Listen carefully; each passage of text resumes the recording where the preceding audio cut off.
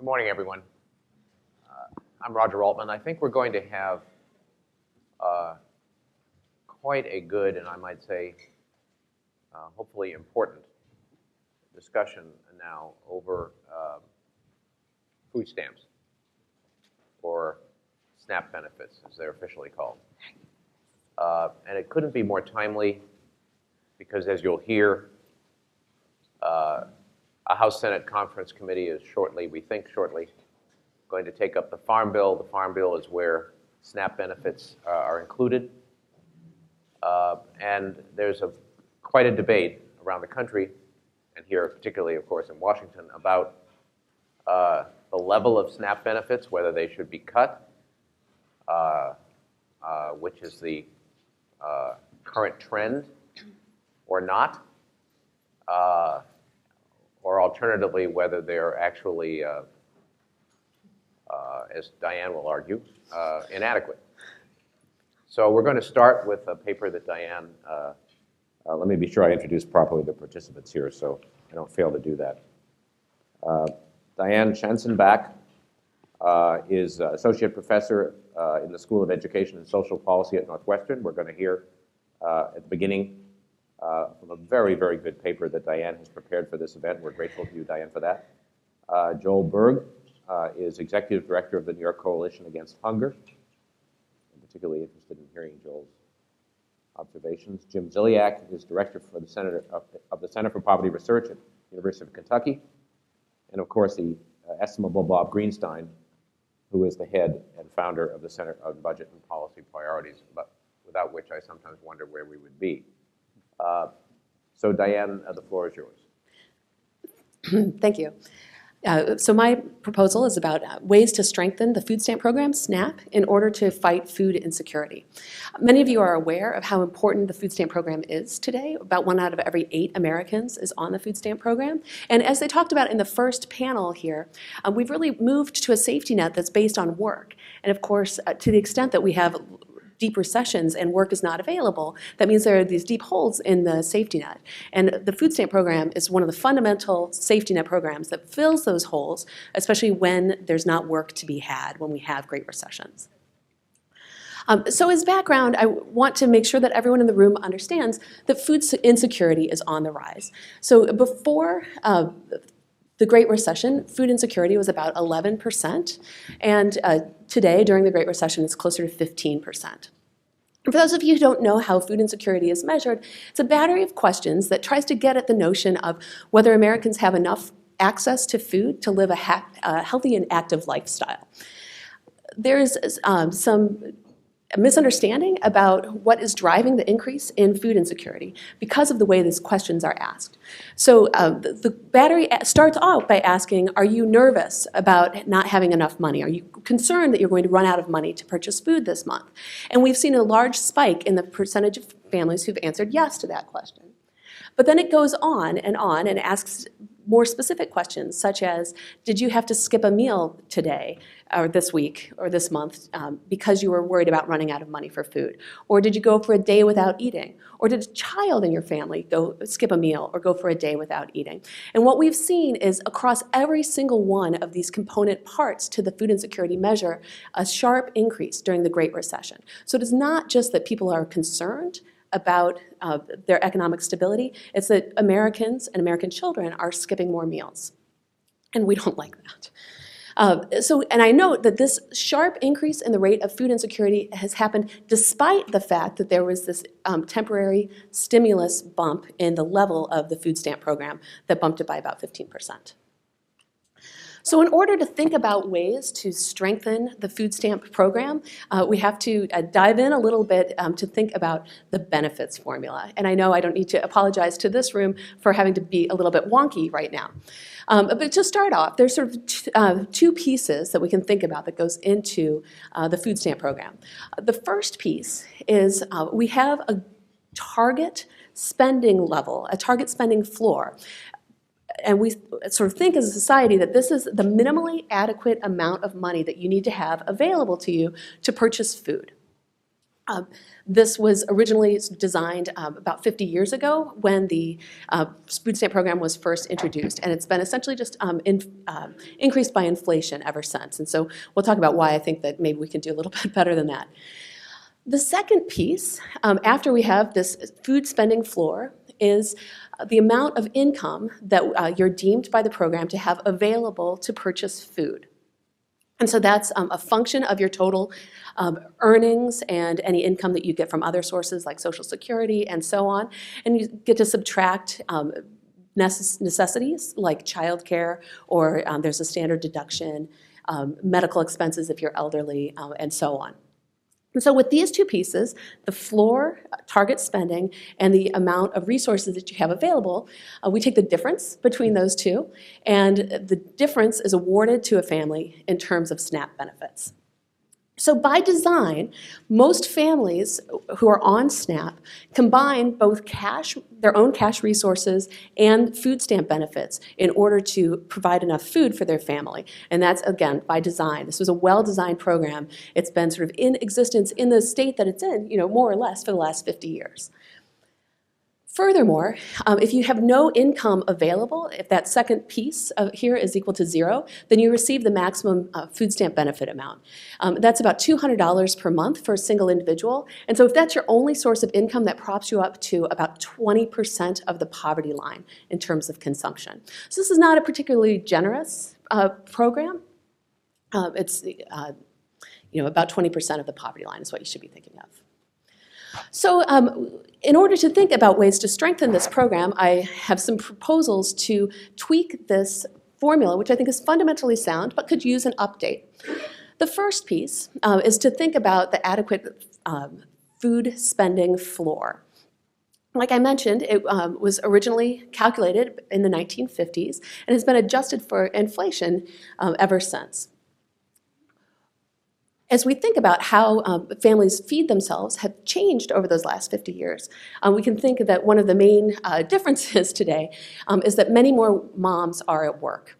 And so if we think about how you actually get dinner on your table, it's some combination of the foods that you purchase at the grocery store, plus the elbow grease and the cooking time and the preparation that the chef does in order to produce dinner.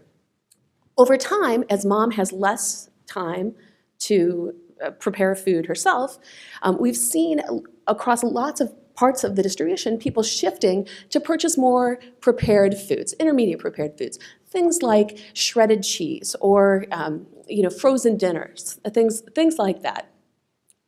So my first proposal is to prop up this adequate food spending floor in recognition that today we sort of expect people to have a different mix of food plus time. We want people to spend more money on intermediate prepared goods.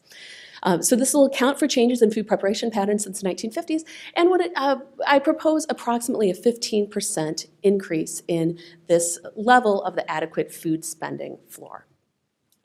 The next set of proposals will modify the formula that determines how much income a family has available for food purchases. So I have a couple of sort of in the weeds ideas. One is to increase the earnings deduction. We just had a panel talking about how high marginal tax rates are on two-income families, two-income, low-income families. And I would like to see us reduce that marginal tax rate for workers. Another proposal is that we should probably do a better job of accounting for regional differences in shelter costs, and we can get into more of the weeds of that if you're interested. I have two additional proposals to think about how to strengthen the SNAP program.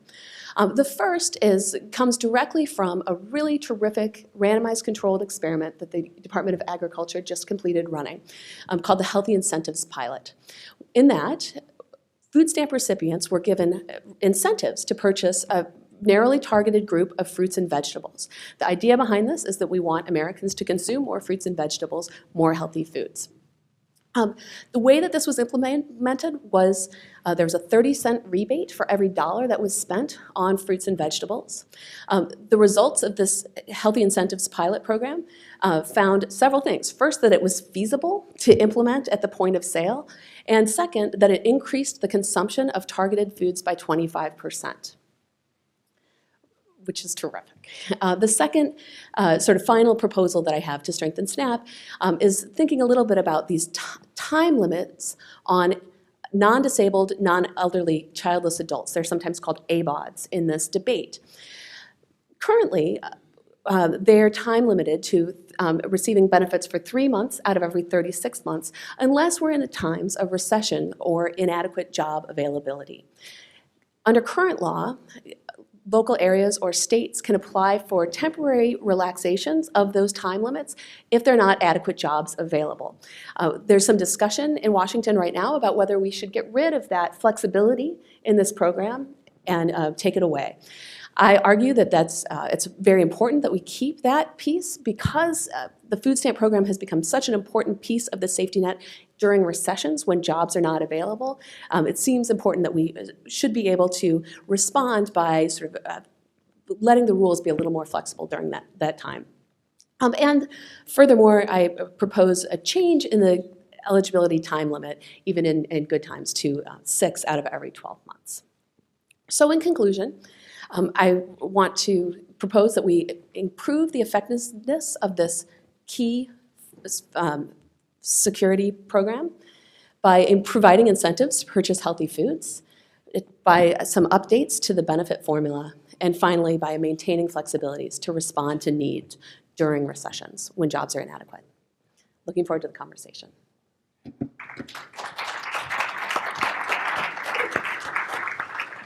Thank you. Thank you, Diane. One of the things I'm going to try to do as moderator, I hope I don't flop, is to try to put this entire debate into a healthy and a broader perspective. So I'm going to start first with Jim, then I'm going to turn to Bob, and then I'm going to turn to Joel. And I'm going to ask Jim, if you would, to stretch out the historical lens a little bit in the following sense. Because this debate about food stamps is part of an even larger debate about poverty and among other things, the lack of the robust policy debate we used to have in this country about poverty. So, Jim, if you would give us some historical perspective about poverty rates and near poverty rates. Diane's paper, for example, goes back 15 years in terms of your graph, but let's go back further than that. We had the war on poverty, for example, in the 60s. And also, if to the extent you can, or any other panelist wants to, let's have some broader perspective on food insecurity. How recent is this phenomenon, or actually is it not recent at all? And I don't think, I don't mean this as a criticism, please, but I don't think the 15-year perspective is broad enough. So maybe we could start with that. And Bob, I'm going to ask you to talk about the current congressional and legislative landscape in light of its history. And then Joel, I have certain questions for you about whether the benefit levels are fundamentally just inadequate. So Jim, if you would start. Sure. So go back to 1960, poverty overall in the U.S. was around 22%. And it fell rapidly, almost in half in the next decade through the onset, the beginning of the war on poverty. And then it's gone up and down since then. And today, at 15%, we're roughly where we were 2 decades ago. An important thing to keep in mind is that child poverty rates are roughly what they were back in 1970 today. And so in many respects, amongst the most vulnerable in our population, we haven't made nearly as much progress in terms of fighting poverty in the long run. If you look at food insecurity, now part of the reason in defense of Diane's graph is that the USDA didn't adopt this new formal measure of food insecurity until about 15 years or so ago. And so it is a relatively recent measure. However, what we do know is that there were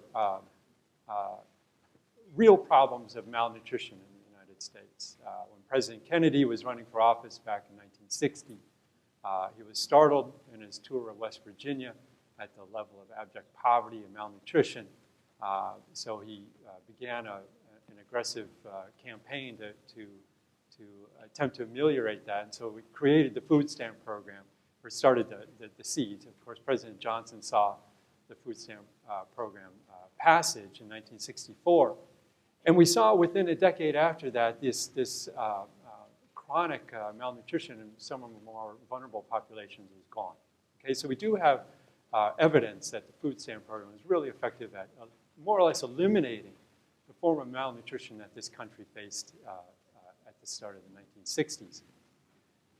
One thing I think it's important to keep in mind, in our official measure of poverty, we don't include the benefit to families included in the food stamps. We don't include the earned income tax credit. We don't include the value of Medicaid.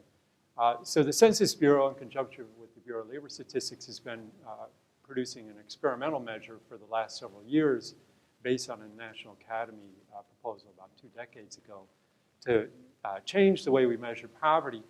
And when you incorporate these things like food stamps and Medicaid and EITC, see that the war on poverty has had a positive effect through these additional programs above and beyond what you see in our official measure. So based on that experimental index, which incorporates these additional benefits,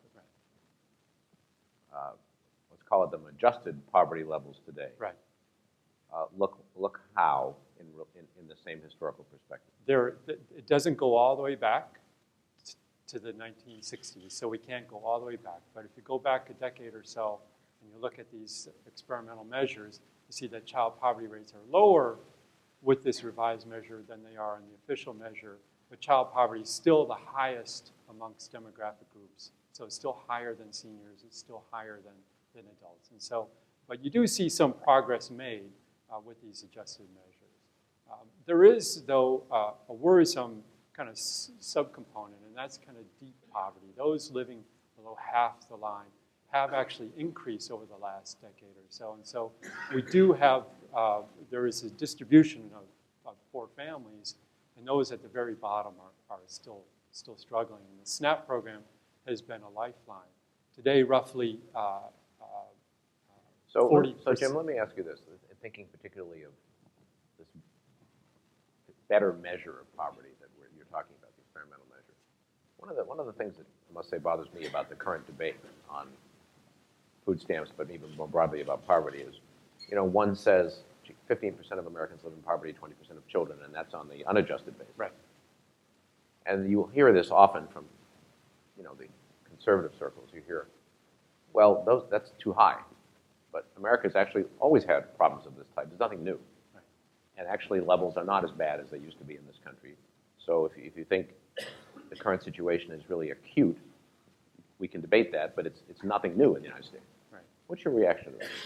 I think actually, so when you go to these new adjusted measures, the overall poverty rate actually is higher than that 15% for the population as a whole. So the child rate comes down a little bit, but the overall rate actually goes up a little bit. And we, again, if we want to get wonky, we can go into the details of that later on. But I think that the issue is that earnings and incomes at the lower end of the distribution have not improved sufficiently enough, whether you draw the line using the old-fashioned measure or the new fashion. The point is that at least 15% of Americans as a whole are struggling with very, very low incomes, and programs like SNAP are kind of a crucial part of the safety net for those families. All right, Bob, if I could turn to you. Put the current legislative and budget debate over SNAP, if you would, for us in perspective. We know that a conference committee will shortly take up the differences between the very severe cuts in SNAP that the House Farm Bill passed vis-a-vis the Senate bill, which also cuts them, I think, $4 billion over 10 years. And you and I were talking about this out front, so you know what I mean by perspective. Just put this, if you would, in historical perspective with us, and also let us understand these step downs, the stimulus increment, which just expired a month ago, relative to these proposed cuts coming up. Sure. Could I first just take a minute and follow up on the Please, of course. poverty discussion?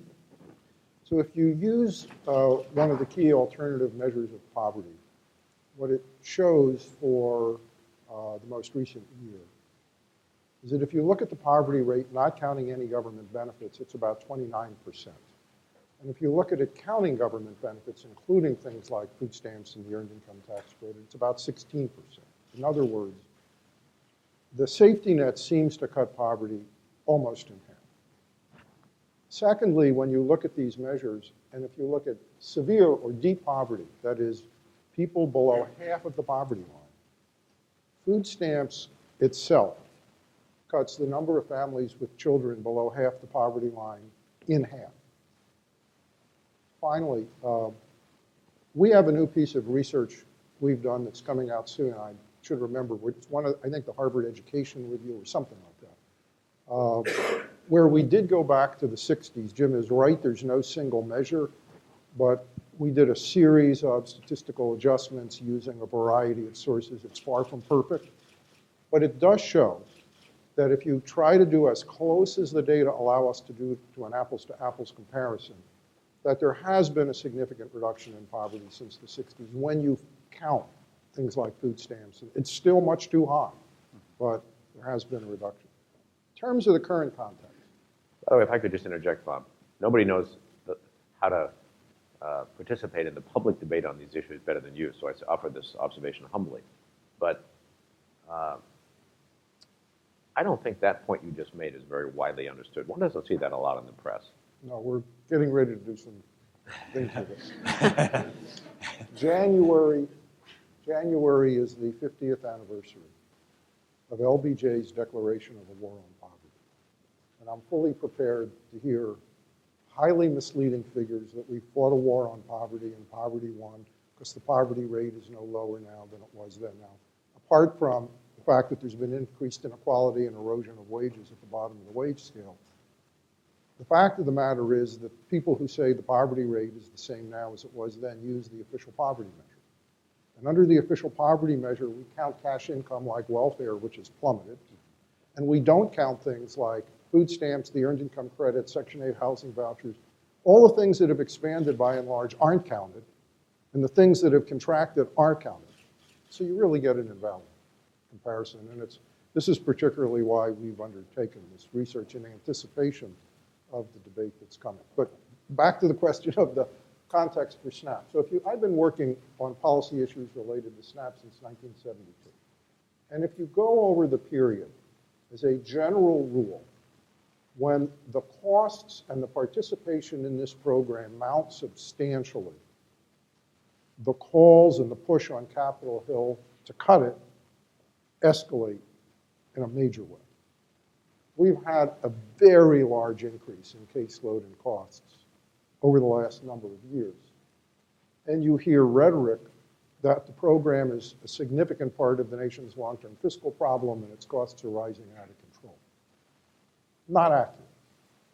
The overwhelming bulk of the increase in cost and caseload is due to two factors. Number one, the economy, which has made lots more people eligible. And number two, the temporary increase in benefits, which was substantial, which just ended November 1st, and some temporary relaxation in one eligibility criterion due to the economy, which is phasing out. And the proof of what I'm saying is that when you look at the Congressional Budget Office baseline for the next 10 years, it shows you that by the latter part of the decade, total SNAP costs come all the way down as a share of GDP to their level of the mid-90s. But historically, the program faces big pressure for cuts until such time as the caseloads actually do drop and the costs start to come back down. What we're seeing right now is we have a Senate bill. It has, as Roger said, $4 billion in benefit reductions over 10 years. Now, on the one hand, on the other hand. On the one hand, the $4 billion comes entirely from closing what is clearly an unintended loophole in the benefit structure that about 15 states are using that no one can really defend. But on the other hand, the people in those 15 states, it's a portion, not all people in those 15 states who are affected, will indeed experience a benefit reduction. The preference would be to do what Diane does in her paper. She closes the loophole. She reinvests the money in, for example, making the overall benefit level more adequate.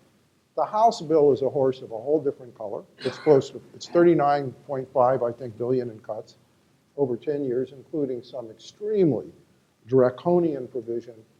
CBO estimates, I think, it would throw 3.8 million people off the program next year. And half of the savings come from a single provision that would basically say that people aged 18 to 50 who can't find a job, aren't working at least half time, in high unemployment areas, are thrown off the program after 90 days. You can look for a job and not be able to find one. Doesn't matter, you're thrown off. The data show that the population who'd be thrown off have average income of 22% of the poverty line. So if your goal is to increase severe destitution and homelessness, this is the provision for you. I think this provision is going to disappear in conference. Now, the other key element in the current context is that the temporary increase in benefits enacted in the Recovery Act ended on November 1st. The idea here was a temporary increase in benefits. It was, let's be clear, it was promoted not as people on food stamps need more benefits. It was promoted, I think very accurately economically, that this was one of the best stimulus bangs for the buck you could do. CBO, Moody's, those who rated stimulus options rated this at the top because the money's almost all initially spent. And the design was you'd raise the benefit level and you would suspend the annual cost of living adjustment in food stamps until the regular benefit level with its adjustments, till the lines crossed. So there'd be no cliff. That changed for a couple of reasons. It was originally anticipated that the lines would cross around 2013, 2014, but food price inflation was so much lower than anticipated that it was then projected that it wouldn't phase out till 2018. And at this point, 2010, most people thought the economy would have fully recovered by 2012, 2013. Meanwhile, though, the economy was weak in 2012, and there was a second smaller stimulus bill to help keep states from firing as many teachers and to avoid cuts in Medicaid. And they couldn't get 60 votes in the Senate. The Republicans opposed it based on the offsets. They only put it together when, after every other offset failed, they said, all right, we originally intended for the extra food stamps, the temporary increase, to end around 2013, 2014. We'll go ahead and do that. That created a cliff, and the cliff occurred on November 1st. Now, the cliff is having both political and substantive impacts. Probably everybody in the room has seen multiple stories about hardship being experienced around the country, people running out of food at the end of the month. The cutoff exposed what Diane's paper discusses, which is many of us have long thought that the underlying benefit level was inadequate. But politically, the big attention to this has focused that the cuts on the Hill, particularly in the much more severe House bill, will be on top of the 4 billion figure, the 40 billion, 39.5 billion figure. They don't count. They're in addition to the benefit reduction that occurred November 1st. And this is having really a large impact on the debate. It has really, I think, stiffened the spine of the Senate, which wants to hold to its level. Frankly, it has weakened the House. And there's probably only a 50-50 chance that there will be an actual Farm Bill settlement in the next few weeks. I'm a little above 50-50. But if there is, I think the odds are that the level of cuts will be higher than in the Senate bill, but in the single digits, not in the double digits, much closer to the Senate bill than the House bill, and in part because of the big focus on what's already happening as a result of the November 1st benefit drop, which is a benefit drop of $36 a month for every family of 4 on the program in the country. Bob, what happens in the event of no agreement? In the event of no agreement, the food stamp program, for the time being, continues under its current rules. But as someone who's worked on this for over 40 years, I am not anxious to have to revisit this in the next Congress, which may be less favorable to programs like food stamps than the current Congress, particularly if control of the Senate changes hands. All right, Joel, if I can turn to you. Thanks for being patient and waiting. I want to ask you about this issue of the adequacy of the benefit itself. And also want to get into this a little bit, this question of deep poverty. I saw a statistic the other day in the New Yorker that the lowest 20% of citizens of New York City, so that would be about 1.6 million people, had an average annual income of $8,990, which I thought, on the one hand, I should have known that, something like that. On the other hand, I mean, in terms of how low it really was, on the other hand, that's a shocking figure to me. And then I also am aware, just because of some programs I'm personally involved in New York City, that at least anecdotal evidence of food insecurity is rising. Food insecurity is rising. I mean, most food banks and pantries and so forth, feeding programs are serving more people and have been increasingly so in recent months. So just address this whole thing, and we'll address, the goal vis-a-vis this panel is to talk about the adequacy of the benefit. And also the participation rate. Yeah. Thanks, Roger, and thanks so much to Hamilton Project. And before I answer your question, I just want to respond to the previous panel and say how important it is to keep talking about the connections between lower middle class families and families in poverty. Those statistics that were cited about the behavioral patterns of lower middle class families, that they're more likely to have higher educational levels, more likely to be married, more likely to be employed, and yet they're still struggling economically, may conclude that so-called virtuous behavior doesn't particularly make you non-struggling. And I hope people understand the converse of that what this broader society considers non-virtuous behavior isn't the main cause of poverty in America. The main cause of poverty in America is the lack of living wage jobs and adequate safety net. So before I give a vigorous defense of the SNAP program, I just want to go on the record saying I believe that the Hamilton Project's main cause of ensuring that there's a broad-based economic growth that helps everyone is the top way to reduce poverty and hunger in America. That being said, I will talk about what low-income people in New York are facing because there is not broad-based economic growth. There's never been a time, I think, in modern history, at least since the Gilded Age, where the growth at the top so is non-reflected in everyone else's income. And so we just ran the food insecurity numbers for New York. We ran the USDA numbers over a 3-year period, showed extensive growth in poverty and hunger and food insecurity over the last decade. There are now between 1.3 and 1.4 million people in New York City living in food insecure households. About 500,000 children, 1 in 5 New York City children live in homes that can't afford enough food. Just the other day, I met a woman who, after November 1st, lost $45 in SNAP benefits. The numbers Bob was talking about were average numbers and average for the country. I met a woman, lost $45 in benefits. She's putting herself through college. She has 2 kids.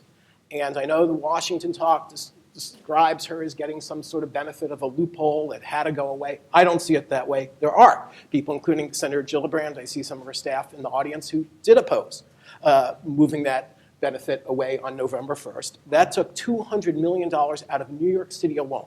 In contrast, the city budget of New York, the mayor has about $10 to $15 million to spend on pantries and kitchens. So the fact that the federal government just took away $200 million, and people need to understand that's on top of the sequestration cuts that are slamming low-income people disproportionately. It's hurting the Women's, Infants, and Children program, the FEMA Emergency Food and Shelter program, the main source of operating cash for pantries and kitchens and homelessness prevention programs, is 50% less than it was at the height of the stimulus bill. So these are real people, and I just wish the city would own up to what it's doing. I saw a quote, and let me quote directly from a senior staffer of the House Education Committee. Agriculture Committee, quote, "They are not kicked off, they no longer qualify." I may suggest that is Orwellian doublespeak at its very worst. There were people who under the law were getting benefits before. Now there are people getting less benefits, and if their proposals go into effect. And one other thing I'll just close with is the hypocrisy of the Republican attempts to restrict flexibility for governors. You guys talked in the previous panel about how important it is that we don't penalize people for working harder. What the proposal in the House would do is take away flexibility from governors to increase the asset limit, to basically reward work and reward savings, and how fundamentally hypocritical it is that the centerpiece of the Ryan budget was saying we have to block grant food stamps because we must give more flexibility to governors because only they know what's going on. And then the 2 major proposals to cut the SNAP program are restricting flexibility to governors by taking away the heat or eat flexibility and taking away the flexibility to give higher asset limits to reward work and to reward savings. Thank you, Joe. Diane, I want to ask you a question about the participation rate.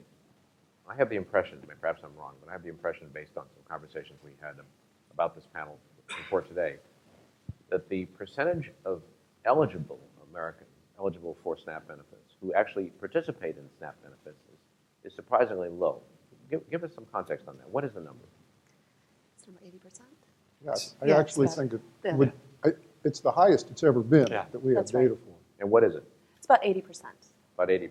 Okay. But However, it varies I was wrong. dramatically by Across- location. yeah, California could be as low as 60%. Yeah, California is third, and much lower among elderly and much higher among families with children. And okay, so in areas where it's not as high as 80%, what explains that? There's some variability across states in just how onerous they make the process of signing up. So I think California is a state where you have to give a thumbprint. Is that right? They eliminated They've that. eliminated Texas, it yeah, recently. Arizona, you have to do that today. California, you had to do it till recently. Right. So states have some flexibility in just how burdensome they make the requirements to sign up. But the rest of the program is strikingly at the national level, and there's not a ton of variation except for on this sort of aspect of how easy do we make it for you to sign up. But just in perspective, that means at least 10 million people live in households with low enough income to be able to receive this benefit aren't getting it. If you compare it to Social Security, I've never seen a single statistic on a percentage point of people who are eligible for senior citizen retirement benefits not getting it. And it's because we've created this ideology that somehow food stamps are welfare, even though the Bush administration said they're not, that you didn't earn it, you didn't deserve it, therefore you shouldn't be getting it. When in fact, as everyone knows, many people take more out of Social Security than they paid in, but we've created this false ideology that somehow food stamps is the other because it's poor people. Now, we also know that the participation rate is lower among people who are eligible for smaller benefits in the higher part of the income spectrum. And Jim's work shows that increasing the benefit level, the temporary increase under the Recovery Act, likely increased the participation rate because the trade-off between the transaction costs, you might have to spend 4 or 5 hours going 2 or 3 times, returning with documents to the food stamp office to make it through the process. The trade-off improves when the benefit level is higher. So actually, I think that Diane's proposal for a permanent increase in the benefit level, based on Jim's research, would likely result also in an increase in the participation. Can I comment Please, on Jim. that? I think it's actually a good segue to link Diane's proposal with Leslie's and Melissa's, in the sense that Diane is proposing not only to adjust the maximum benefit, but also to, in effect, provide a tax cut for workers, right, by allowing you to subtract away or deduct a larger fraction of your earnings. Because as they showed, and Leslie and Melissa in their paper, right, a lot of these secondary earner families get penalized by having their SNAP reduced. And so one way to increase the level of that SNAP benefit for those types of families is to provide this extra earnings deduction. And I think this is particularly important now that today we have a larger fraction of participants on the SNAP program who are combining work with SNAP. Okay, right now it's about 30% of total SNAP households have earnings in it, which is the highest that we have. And it's important to keep in mind that The highest ever? the highest ever. And it's important to keep in mind that, you know, SNAP touches the whole distribution, seniors who aren't expected to work, children who aren't expected to work, and yet the numbers are being pushed up, that more and more families are combining work with SNAP. So that gets into the next question I was going to ask, which is about the intersection between work issues and SNAP. And of course, one of the arguments against SNAP, and I assume, Bob, you correct me, that one of the main arguments that the House has made in its bill is that SNAP benefits are too high and they are, in effect, a disincentive to work. And so, number one, is there any actual evidence that that's the case? Very limited evidence. Diane's actually done a little bit of work on some of the disincentives. There was work done about 20 years ago by Robert Moffett and Thomas Fraker on this.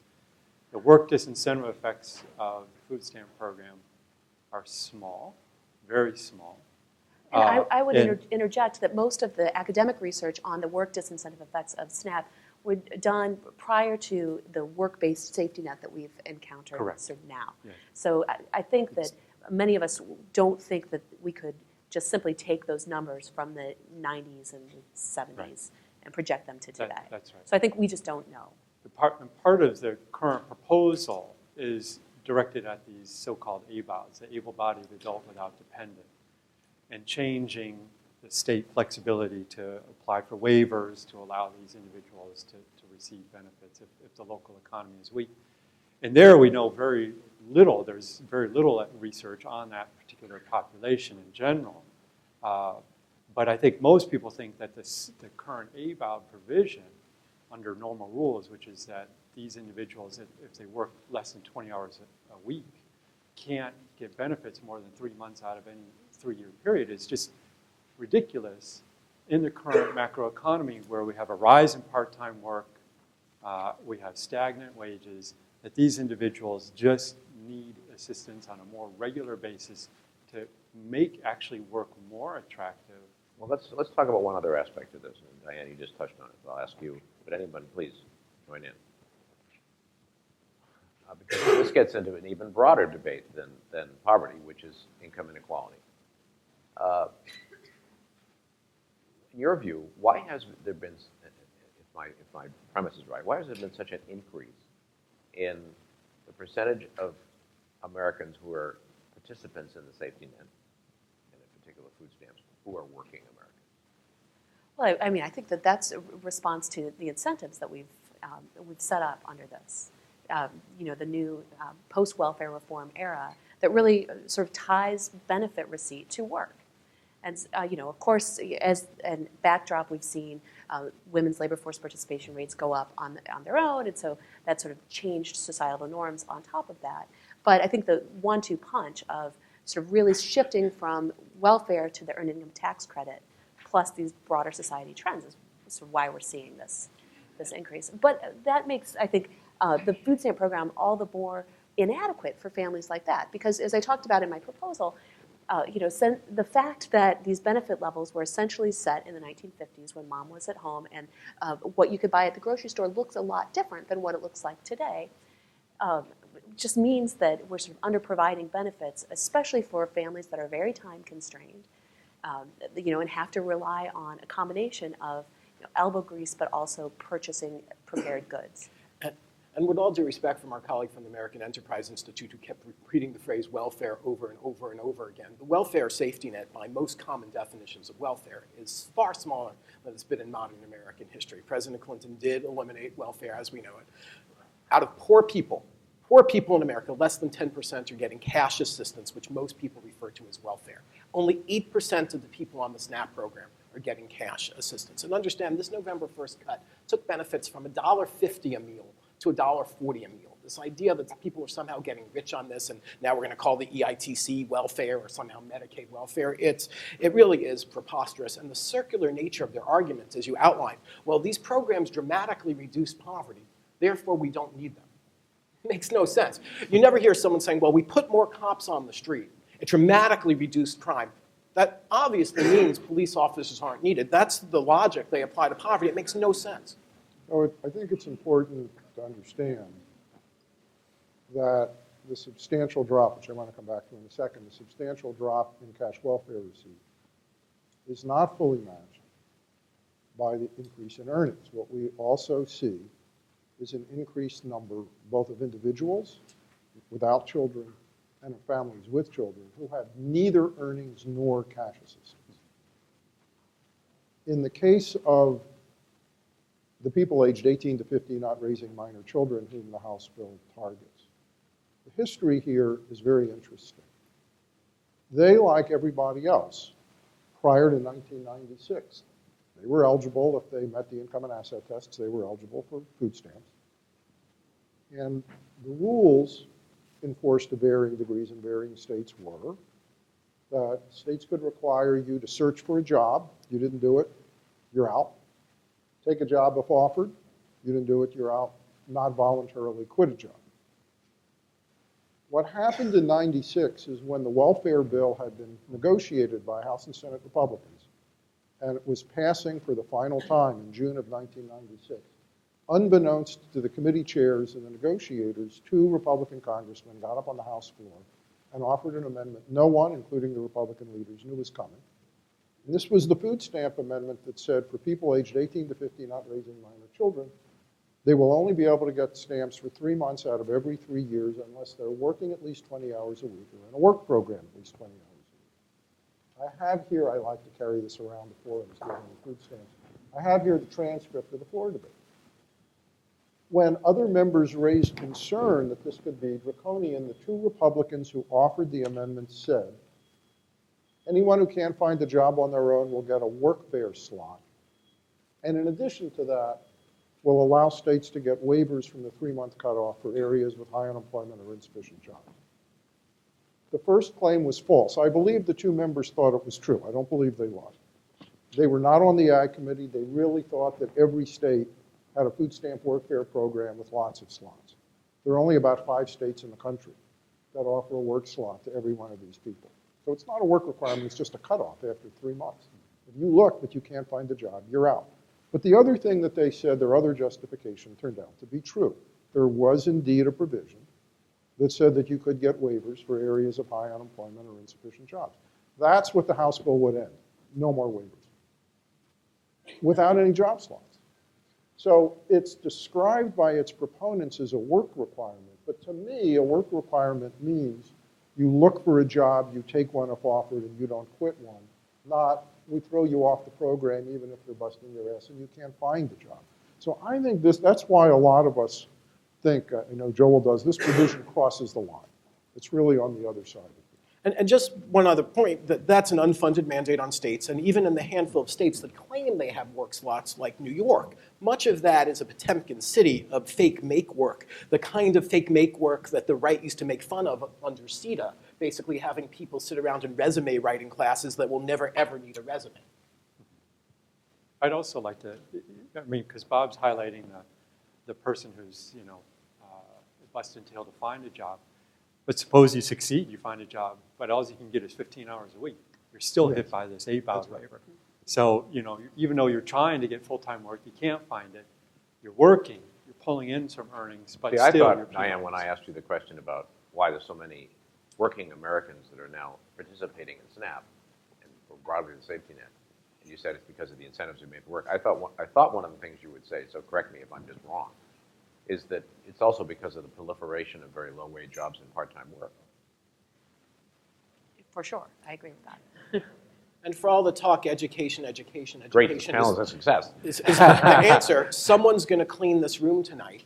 In Northern Europe, they're paid enough to feed their family, and I hope in this hotel they're paid enough to feed their family, but in most hotels in the United States, they're not. That's not something intrinsic about the world's economy or the laws of economics. It's what we choose to do as Americans. We could even say, and I think this is accurate, although I don't think policymakers consciously did it, what's happened over the last 20, 30 years in the country. Wages have eroded, particularly the minimum wage at the low end of the wage scale. But we've expanded the earned income credit, and we've made the food stamp program more accessible than it used to be to the working poor, and we really rely less on actual wages, and we fill a portion of the gap on the EITC and food stamp side, which is part of what makes it so troubling when proposals arise to cut things like food stamps. It's time for audience participation. I hope we'll have a goodly amount of it. So,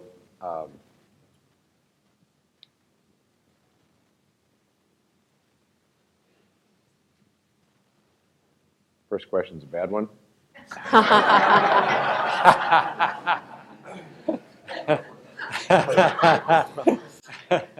Good Second question's unacceptable.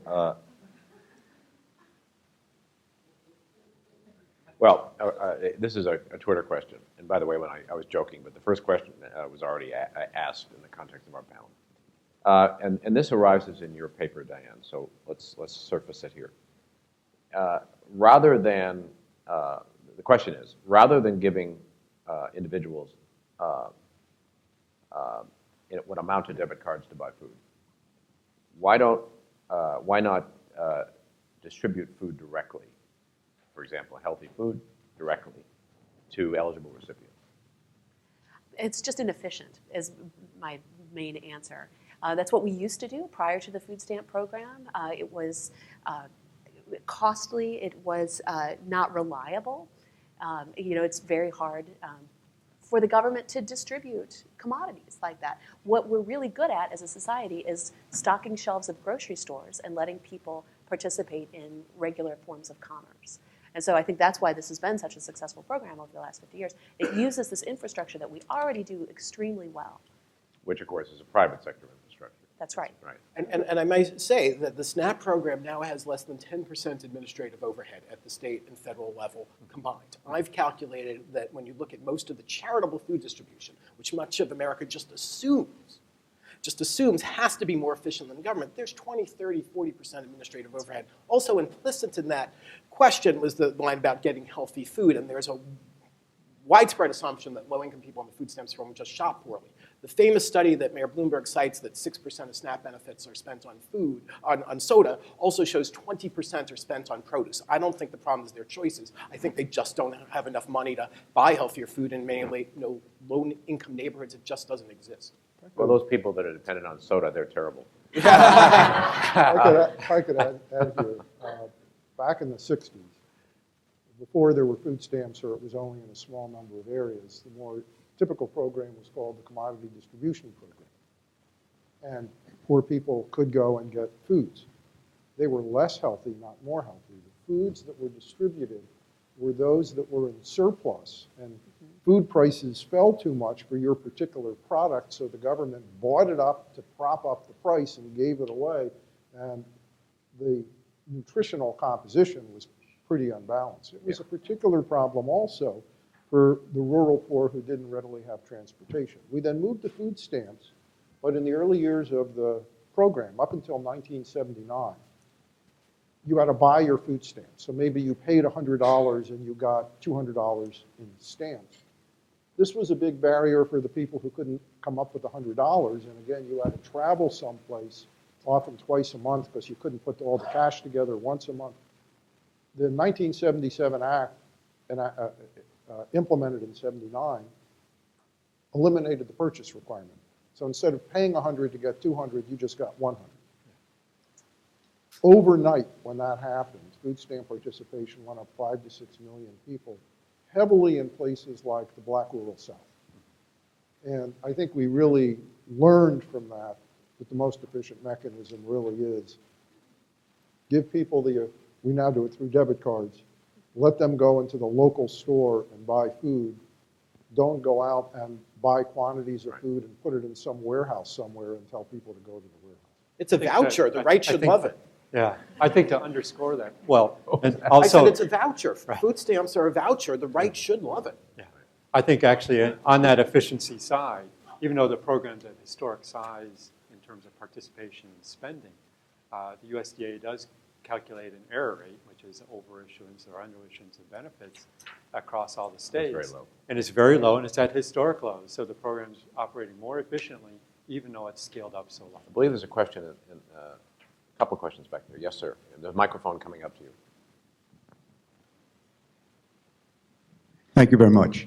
Larry Checco. And I think we just started to brush on the issue at the end of this conversation. And I would just like to quickly, just bear with me one moment, point out an article in today's Post. Taxpayers supplementing low bank pay. And it touches on both of the topics that we had today. It says these workers, my hand's shaking here, these workers collect $105 million in food stamps, $250 million through the earned income tax credit, and $534 million by the way of Medicare and the Children's Health Insurance Program. I think we're squeezing the balloon at the wrong end. If we spent as much time squeezing corporations who are sitting on $2 trillion and getting them to pay their people livable wages, I think we'd be a lot better off. When the Waltons, who are worth $124 billion with a B, are running food drives in Cleveland for their employees, it's insane. It's insane. I respect what you folks are doing, I just wish we were spending more time at the other end of this equation. Thank you. Let me just use that observation to ask Bob Greenstein a very quick question, which is about the minimum wage. Do you think that the minimum wage will be increased? Federal minimum wage? In my lifetime, yes. Between now, not, frankly, probably right now, not as far as I can see, because you can't get it through the House. In fact, I'm told Harry Reid will bring it up in the next week or two on the Senate floor. It'll die quickly. It won't even get 60 votes. The question is whether at some point political pressure, because I would also guess, given redistricting, that it's unlikely, not impossible, unlikely the House doesn't cease to be Republican until maybe 2022 at the earliest. That's the first election after the next set of redistricting following the 2020 census. It's possible that political pressure builds to the point at some time that one can get 218 votes in the House to raise the minimum wage. I would expect it to be, I mean, Harry Reid knows it isn't going to pass. This is all about elevating it to be an issue in the 2014 election. How widely, Bob, do you think state-level increases in minimum wages will spread? I think they will spread more as the federal minimum wage erodes more and more. If my thinking is right, I hope it's not, but if my prediction is right, then obviously $7.25 in nominal terms is a gradual reduction over time in real purchasing power. That also will depend on who controls state government. So right now, there are a larger number of state governments with solid Republican rule, both houses of the legislature and the governor's house, and we've seen in a long time. If I remember correctly, in the 2010 election, and it didn't change much in 2012, but following the 2010 election, the percentage of state legislative seats that are Republican is the highest since 1928. So I think it also depends on who wins elections at the state level. And also in relation to the question and what we're talking about here with food stamps. So if the minimum wage, although we can't pass it, if the proposal to raise it to $10.10 an hour were passed, it would have, I don't want to overstate the magnitude, but it would have some downward effect on food stamp costs. Yes. Some downward effect on Medicaid costs and the like. The trick here is you want to raise the minimum wage to a more adequate level. You don't want to peg it so high that you do lose a lot of jobs and cause more harm than good. I wouldn't put it at $15 an hour, but I think the 1010 proposal, based on the historical experience of the minimum wage, and based on the fact that the proposal does not go overnight from $7.25 to $10.10, it phases it up, it seems like a sound proposal to me, where the positives way outweigh any negatives. Yes, sir. Food stamps was put in the USDA in part to bolster farm prices.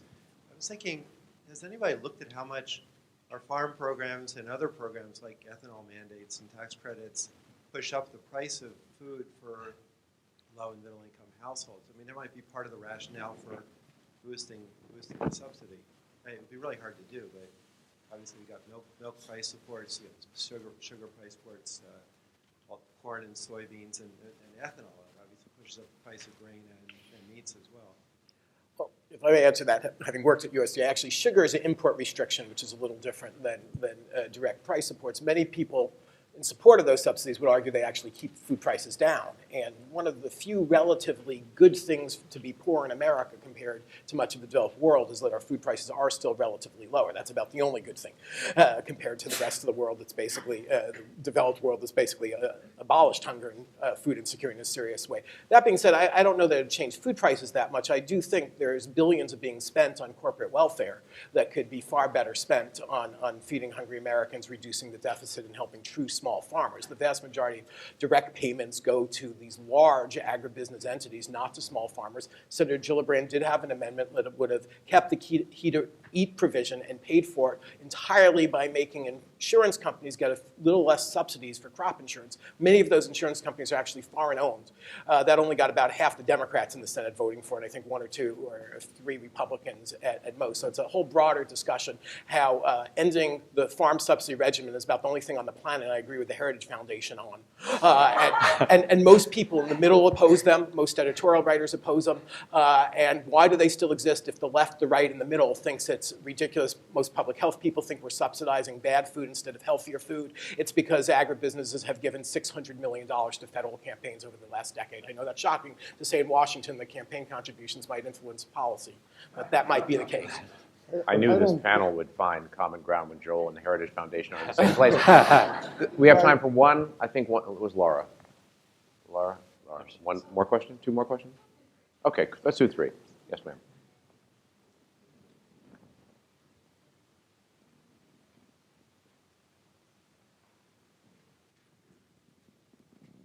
Contessa Bourbon from the New York Times. I'd like to ask, is there an increasing trend of part-time workers getting food stamp, and what is the current statistics? What's the current statistic or number of part-time workers getting food stamp? The answer is yes. There's an increasing trend in part-time workers receiving SNAP, and it's been actually increasing for about the last 15 years. The overall rate, this is actually in my paper, I should know it. There's an overall increase of low-income workers in general, both part-time and full-time. Part-time and full-time, that's right. So it's actually an increasing percentage of full-time, full-year workers also getting food stamps. So it's not just part-time, right? Thank you, Bob. That's right. So it's both. It's both part-time, full-year, as well as full-time, full-year, as a fraction of the total SNAP caseload has been increasing over time. And same for the percentage of people going to pantries and kitchens. Low wages are the top reason, and people either have low wages because they're unemployed or they're underemployed, or their previous full-time job paid more than their current full-time job. That's what I was trying to get at. And people also really talk about the importance of food stamps for low-income workers who are also getting EITC. Since EITC is only paid out once a year and food stamps come monthly, it really helps families smooth budgets better on a day-to-day, week-to-week basis. 30 to 40 years ago, the predominant characteristic of non-elderly, non-disabled people getting food stamps was a single mother with children receiving welfare and also getting food stamps. That is no longer true. Those people are a much smaller percentage of the caseload than they used to be, and the predominant profile of non-elderly, non-disabled people getting food stamps today are low-income working families. Yeah. Another fact, which I think is not very well known.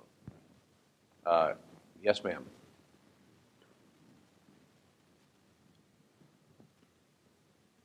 Hi, my name is Brenda Jones, and I'm the director of a struggling now nonprofit operating east of the river, the Parklands Community Center. What I wanted to bring up is the elephant in this country, not in the room, it's in this country that has caused us to be here talking about food stamps and welfare. The crack era is still haunting a lot of our communities, a lot of our families. You're talking about persons in this prison pipeline now, children who are affiliated with people who are coming out of prison, people who are now undereducated, who don't have the skills to qualify for more than the minimum wage. Until we start dealing with that, and I'm surprised, here's 2013, we could be having the same conversation 10 years from now. Until we start concentrating on how we're going to deal with the mental health issue in this country, people who have not been able to rise up and be able to have the ability to make more than a minimum wage. That's what we need to be striving for. And I wanted to hear from you all, if is that part of the conversation, because we continue to talk about this, food stamps. You know, we need people, we need to help Americans to rise up and be all that they can be. Thank you.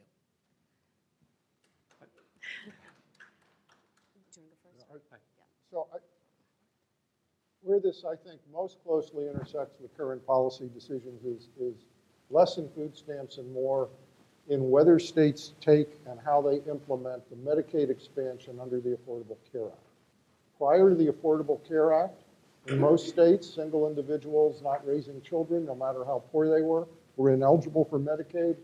And if they're recently getting out of prison, they're likely to be uninsured and not eligible for things like mental health treatment unless they're fortunate to be able to get into a community center in their area. In states that take the Medicaid expansion, they will become eligible for Medicaid. And they will be able to get more things like mental health treatment, drug abuse, and so forth. This is one of many reasons why, in my view, one of the most important decisions at the state level now, maybe the most important decision for low-income people at the state level is whether the state takes the Medicaid expansion under the Affordable Care Act.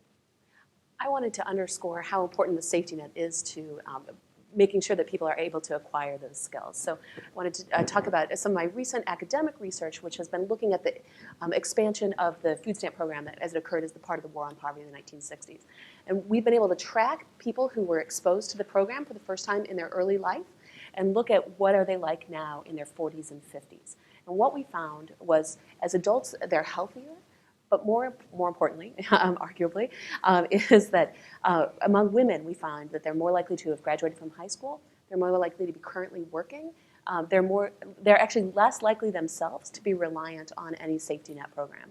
So what we find is that investments in the safety net in early life have really sort of propped up other investments that we made as a society in their education and whatnot, and have yielded large payoffs in adulthood. I'll just say the bitter irony in America today is the only Americans with a constitutional right to food enforced by the courts are prisoners. I think just to underscore Diane's point, what she's saying is that there's real intergenerational benefits to the SNAP program. It provides Absolutely. a long-term benefit to children as well as providing resources to the parent to help their family. I've been told that my own affiliation with the Hamilton Project will be immediately rescinded if I don't end this panel right now.